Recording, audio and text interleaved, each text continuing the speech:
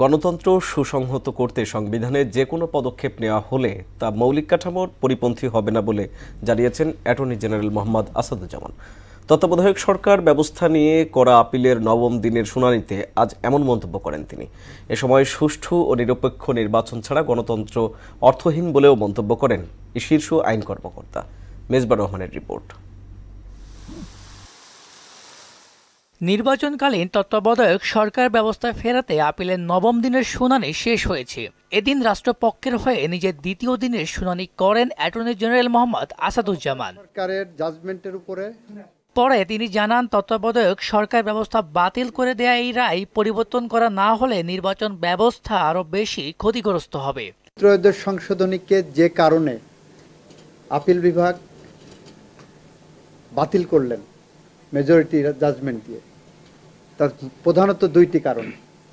একটি হলো এটা নির্বাচিত সরকার না, আর একটি হলো এটাতে বিচার বিভাগের স্বাধীনতা ক্ষুণ্ণ হবে।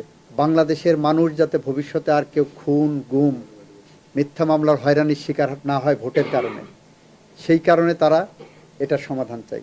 তত্ত্বাবধায়ক বাতিলে আপিল বিভাগের সিদ্ধান্তকে রাজনৈতিক পক্ষপাত দুষ্টু এবং শাস্তিযোগ্য অপরাধ বলেও মন্তব্য করেন অ্যাটর্নি জেনারেল। খায়রুল হক সাহেবরা যে ইন্টারপ্রিটেশন দিয়েছেন সেটা ভুল, পক্ষপাত দুষ্ট এবং অপরাধপ্রবণ, যেটা সংবিধানের 219 ধারা অনুসারে শাস্তিযোগ্য অপরাধ। গণঅভ্যুত্থানের নেতৃত্বকারী জনগণ যেভাবে নির্ধারণ করবেন সেটাই সংবিধান, সেটাই আইন, সেই অনুসারে দেশ চলবে।